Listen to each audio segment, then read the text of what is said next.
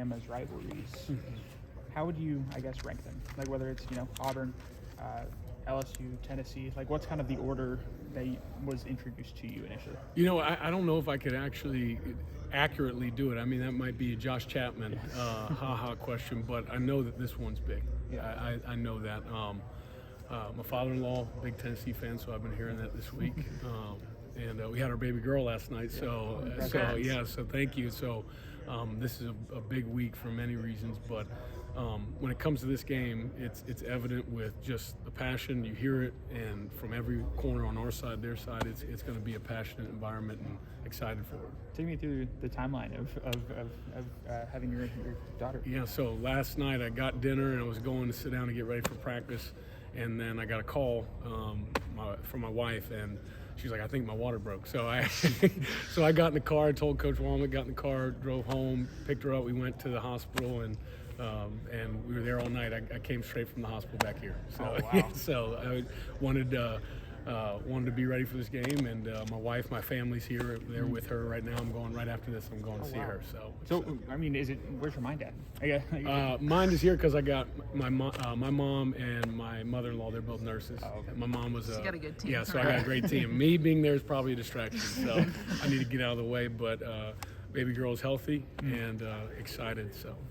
So with a game like this, what's kind of your encouragement to your position group in terms of knowing it's rivalry, but it seems like every game at this point is kind of it's a big one for you guys in SEC play. No, I expect it to be that way.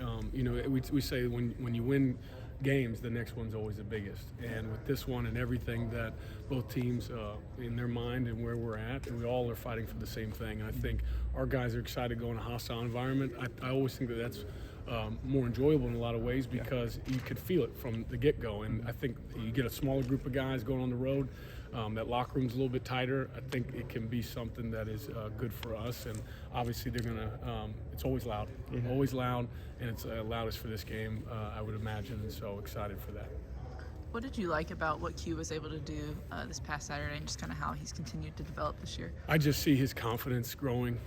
He's played around a lot of great players here at Alabama, and I see that he understands that Alabama, it could just be a one-year thing where you get to be the guy and you do it every down, and people see, man, this guy's been on special teams providing energy and execution, and then he can go in and do everything at the position. And he's been coached really well in the past, and I have inherited a great player that understands how to practice and how to lead. And I'm just thankful for it every day because he makes it enjoyable. And he just had a baby girl too, so he's helping me in that way too. But he's been playing his tail off, and I'm really proud of him. I just everything that he's going through to be in this position, and he really has done a great job when it matters most, showing up in a big way. And I envision him continuing to do that.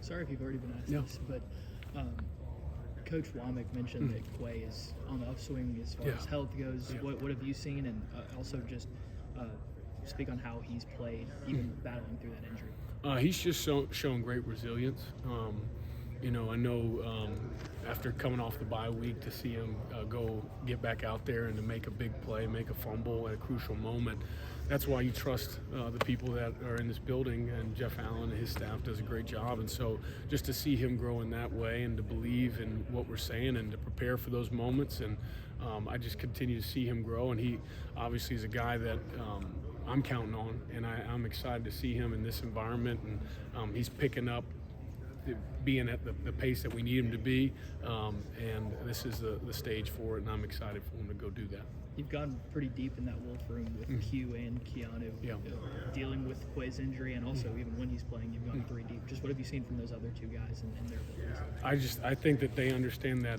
we've kind of talked about hunting as one. Like, that is the whole mantra, is we can't do it all by ourselves, and it's a long season, and we want to play a deep, long season. And so teams that have depth are going to be able to play longer. And so if we understand that, hey, next man up, Yanze, we played, he showed up in Georgia, Wisconsin, and I think he's done a great job too. And it's just about, hey, I'm only getting evaluated on the plays I'm in. If for the things that we want for ourselves, for the team, we're all going the same place in January.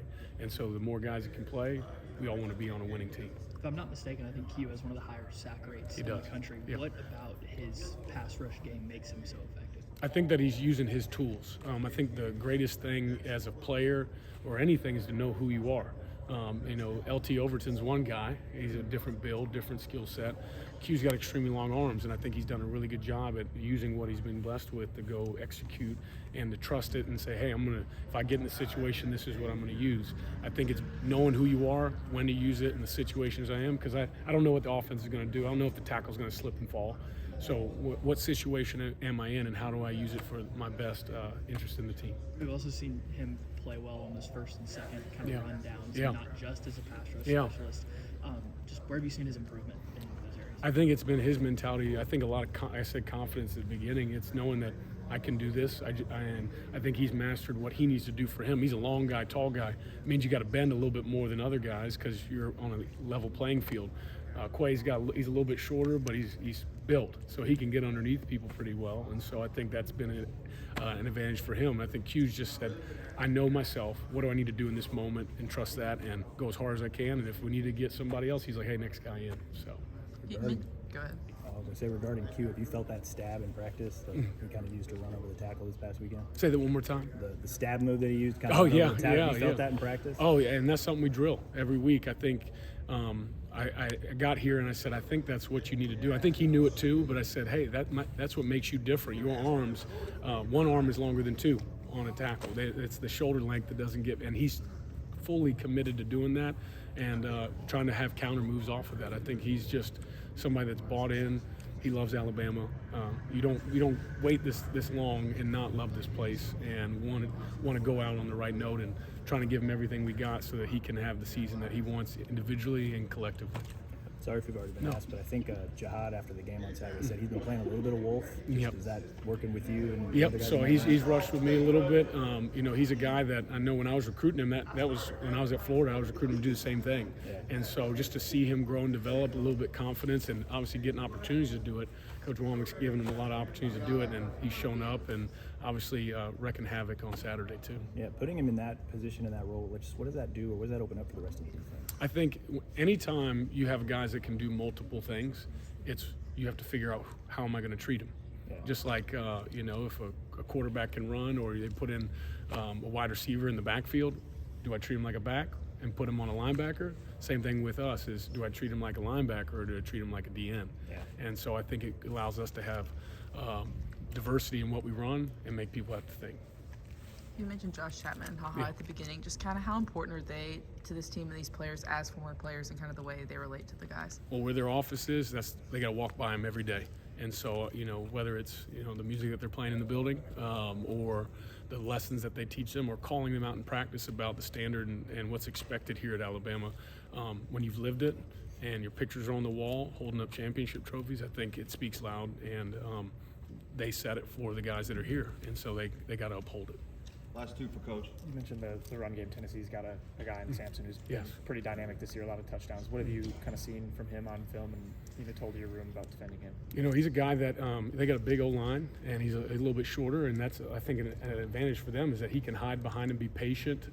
He's also really hard to get down. You can't sling him down. He can spin out of tackles.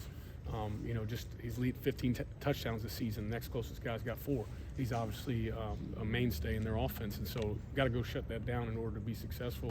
And he's a great player, and they find many ways to give him the ball, and I expect them to try to feed him the ball on Saturday. What are the challenges in defending this run game when they use such spread out formations with guys close to the boundary? I think a lot of times there's 2 plays going on, the perimeter and the core.